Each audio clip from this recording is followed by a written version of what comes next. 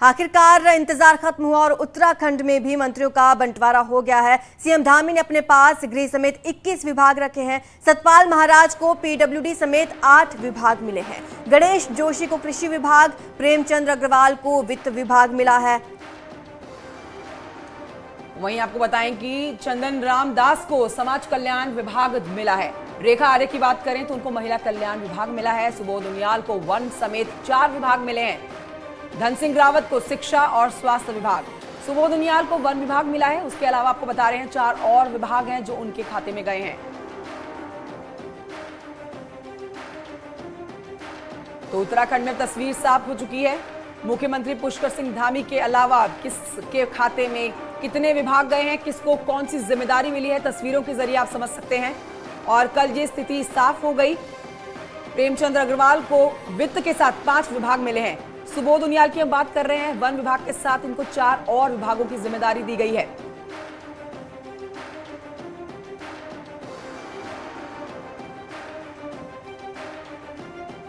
प्रेमचंद अग्रवाल को वित्त विभाग सौंपा गया है। आखिरकार लंबे मंथन के बाद मंत्रियों को उनके विभाग सौंप दिए गए हैं। धन सिंह रावत को शिक्षा और स्वास्थ्य जैसे बड़े विभागों की जिम्मेदारी मिली है। तो वहीं रेखा आर्य को महिला कल्याण विभाग सौंपा गया है। तो देखिए, कल सत्र का आगाज कर दिया गया। राज्यपाल के अभिभाषण के साथ सत्र का आगाज हुआ। इस बीच असमंजस की स्थिति बनी थी कि किसको कब विभाग बांटे जाएंगे, लेकिन अब मंत्रियों को विभाग बांट दिए गए हैं, जिसमें आपको हम दिखा रहे हैं तस्वीरें और बता रहे हैं एक एक मंत्री का हाल, किसको क्या विभाग, किसकी जिम्मेदारी मिली है। सुनील नप्रभात और जानकारी के साथ मौजूद हैं इस समय।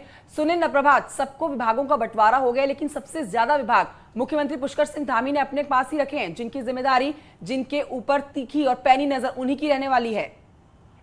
बिल्कुल कंचन, खासकर सूचना, होम, राजस्व, आबकारी और माइनिंग ऐसे डिपार्टमेंट हैं जिनके जो राजस्व का एक बड़ा स्रोत भी हैं। तो सूचना जैसे डिपार्टमेंट जिसमें आम जनता तक सरकार की योजनाओं का पूरा डाटा खाका पहुंचता है। तो मुख्यमंत्री ने करीब 21 ऐसे महत्वपूर्ण विभाग अपने पास रखे। और खासकर अगर आप देखें उत्तराखंड की हिस्ट्री में, तो इससे पहले जितने भी मुख्यमंत्री हुए उनके पास 40 तक डिपार्टमेंट रहे हैं। तो पुष्कर धामी ऐसे पहले मुख्यमंत्री हैं कि जिनके पास 21 डिपार्टमेंट, यानी पहले के मुख्यमंत्री की अपेक्षा काफी कम डिपार्टमेंट उन्होंने अपने पास रखे। इसके अलावा शेष डिपार्टमेंट उन्होंने अपने मंत्रिमंडल के सहयोगियों में बांटे हैं।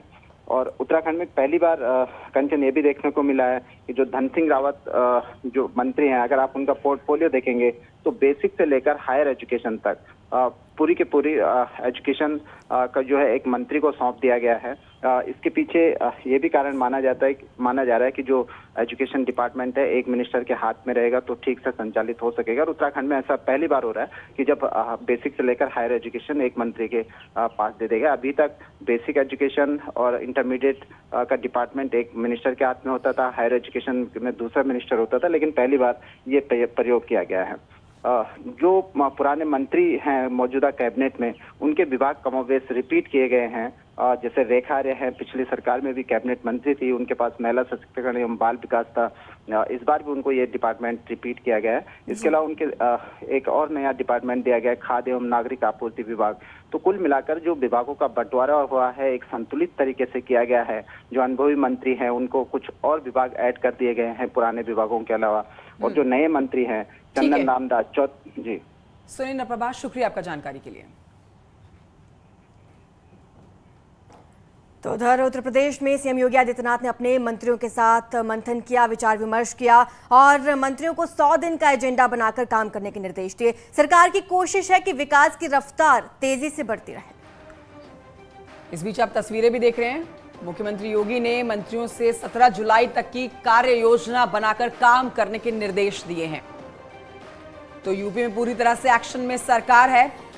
सीएम योगी ने मंत्रियों को सख्त निर्देश दे दिए हैं कि जो जिम्मेदारियां उनको दी गई है, जो पोर्टफोलियोज उन्हें मिले हैं, उनके ऊपर जल्द से जल्द काम करें, नई योजनाएं लाएं और उत्तर प्रदेश वासियों के लिए जितना जल्दी हो विकास का काम करें। तो उधर जैसे यूपी में पोर्टफोलियो मिला मंत्रियों ने ऑफिस ज्वाइन कर लिया। कई मंत्रियों ने अपना कार्यभार संभाल लिया है। डिप्टी सीएम ब्रजेश पाठक ने स्वास्थ्य विभाग की जिम्मेदारी संभाली है। जितिन प्रसाद ने लोक निर्माण विभाग, सूर्य प्रताप शाही ने कृषि विभाग का जिम्मा संभाला।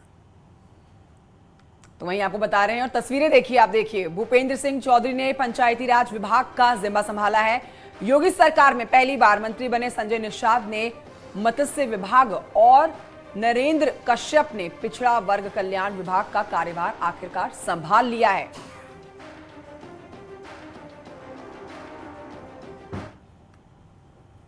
तो आज प्रधानमंत्री मोदी वर्चुअली एक सभा से जुड़ेंगे। आज वर्चुअली बिम्स्टेक सम्मेलन को सुबह 9:30 बजे संबोधित करने वाले हैं पीएम मोदी। करीब 4 साल बाद इस कोलंबो शिखर सम्मेलन का विषय बिम्स्टेक एक क्षमतावान क्षेत्र, समृद्ध अर्थव्यवस्था और स्वस्थ लोग है।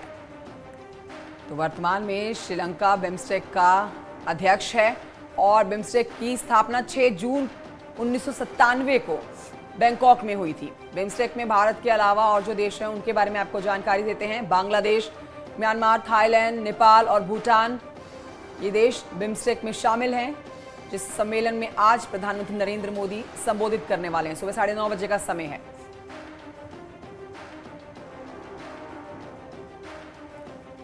तो नोएडा में पुलिस की ताबड़तोड़ कार्रवाई जारी है। लगातार एनकाउंटर्स हो रहे हैं। नोएडा के एक्सप्रेसवे थाना क्षेत्र में पुलिस और बदमाशों के बीच मुठभेड़ हो गई। इस मुठभेड़ में शातिर बदमाश फहीमुद्दीन की गोली लगी है, जबकि मुठभेड़ के दौरान फहीमुद्दीन का साथी फरार हो गया। तो घायल बदमाश फहीमुद्दीन को पुलिस ने अस्पताल में भर्ती करा दिया है। बदमाश के कब्जे से तमंचा, कारतूस बरामद हो गया है। पकड़ा गया बदमाश बंद पड़े हुए घरों में चोरी करता था, ये इसके ऊपर आरोप है, जो अब पुलिस की गिरफ्त में है। माफ कीजिए, मार गिराया गया है, एनकाउंटर किया गया है जिसका। पहले भी हमारे इस नोएडा जोन में आप लोगों ने देखा होगा कि कार के शीशे तोड़कर और उसमें से वैल्यूएबल्स निकालने वाले बहुत सारे गैंग्स यहाँ काम करते थे। हाल में ही हम लोगों ने एक गैंग को पकड़ा था और लगभग 100 के आसपास हम लोगों ने लैपटॉप्स रिकवर किए थे।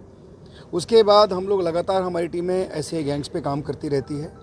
आज अभी हम लोग को सूचना मिली थी लगभग 7:30 के आसपास कि पुनः यहाँ सेक्टर 18 में एक मैडम की कार थी, सेलेरियो कार, उसका शीशा तोड़कर उसमें से एक लैपटॉप निकाल लिया गया है, जो लैपटॉप बैग में है। हमारी टीमें उसके पीछे लगी, चूँकि और हमारी अगली खबर भी नोएडा से है। दरअसल यहां फिल्म सिटी में बिजली घर के पास बदमाशों और पुलिस के बीच मुठभेड़ हो गई, जिसमें नटराजन नाम का बदमाश घायल हो गया और बदमाश पर गाड़ियों के शीशे तोड़कर चोरी करने का आरोप लगा है। दिल्ली एनसीआर में कई वारदातों को यह अंजाम दे चुका है।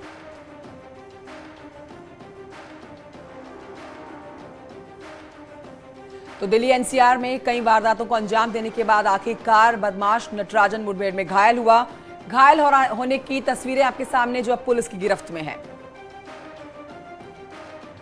लगभग 7:30 के आसपास कि पुनः यहाँ सेक्टर 18 में एक मैडम की कार थी, सेलेरियो कार, उसका शीशा तोड़कर उसमें से एक लैपटॉप निकाल लिया गया है, जो लैपटॉप बैग में है। हम लोगों ने जब उसका पीछा किया तो ये यहाँ पे ऐसी जगह है जहाँ से वो निकल नहीं पाया, और जब वो देखा अपने आप को घिरा हुआ, उसके पास एक असलाह था, उसने हमारी टीम पे फायर किया। हम लोगों ने भी जवाबी कार्रवाई की और उसमें वो घायल हुआ है। हम लोगों ने तत्काल उसको अस्पताल पहुंचाया है।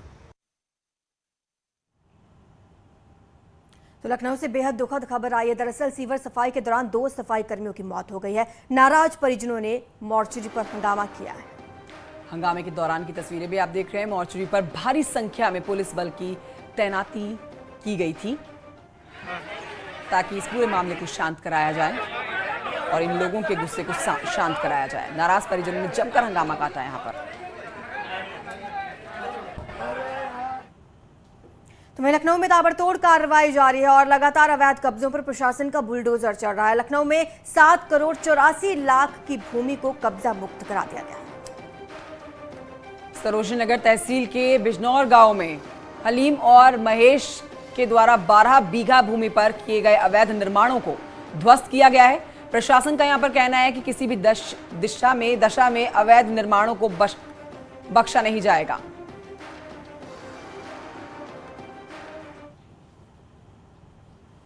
तो उधर बुलंदशहर में भी कार्रवाई हुई है, फिर से बुलडोजर चला है। दरअसल यमुना विकास प्राधिकरण और बुलंदशहर जिला प्रशासन की संयुक्त टीम ने अवैध कॉलोनीज पर बने निर्माण को जमींदोज कर दिया है।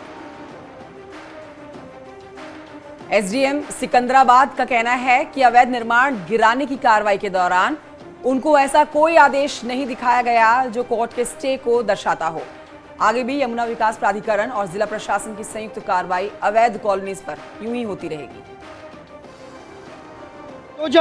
यहाँ अवैध कॉलोनियों को जमींदोज कर रहे हैं। जो निर्माण कार्य हो गया है उन्हें जमींदोज किया जा रहा है। साथ ही लगातार जो कॉलोनी काटने वाले जो लोग हैं उनको नोटिस भी दिया जा रहा है, साथ ही उनको चेतावनी दी जा रही है। ये जो झांझर इलाका है वो एयरपोर्ट से महज 10 किलोमीटर की दूरी पर है, इसीलिए लगातार यहाँ अवैध निर्माण किया जा रहा है। लगातार अवैध कॉलोनियाँ काटी जा रही हैं, जिसको लेकर जिला प्रशासन और यमुना प्राधिकरण लगातार बुलडोजर चलाकर कार्रवाई कर रहा है। कैमरामैन आंसू के साथ प्रशांत कुमार, न्यूज़ 18, बुलंदशहर। और अगली खबर बदायूं से है, जहां डीएम ने निर्देश दिया कार्रवाई का। खंडसारी मोहल्ले में ढोल नगाड़े के साथ गैंगस्टर एक्ट के वांछित अपराधी की 80 लाख की संपत्ति पुलिस ने कुर्क कर ली। अपराधी का नाम शराफत हुसैन है और एसएसपी ने बताया है कि शराफत हुसैन और उसके पिता अहमद हुसैन हत्या के मामले में वांछित है। जिलाधिकारी बदायूं के आदेश पे गैंगस्टर एक्ट की धारा 14(1) के तहत लगभग 80 लाख रुपए की परिसंपत्ति की कुर्की की गई है। ये शराफत हुसैन उर्फ अहमद हुसैन निवासी मोहल्ला खानसारी, इनके और इनके बेटे हत्या के मुकदमों में इनके विरुद्ध गैंगस्टर एक्ट के तहत कार्रवाई की गई है और विधिवत सुनवाई के बाद इनकी परिसंपत्ति को कुर्क किया गया है, जिसकी बाजार में कीमत लगभग 80 लाख रुपए है।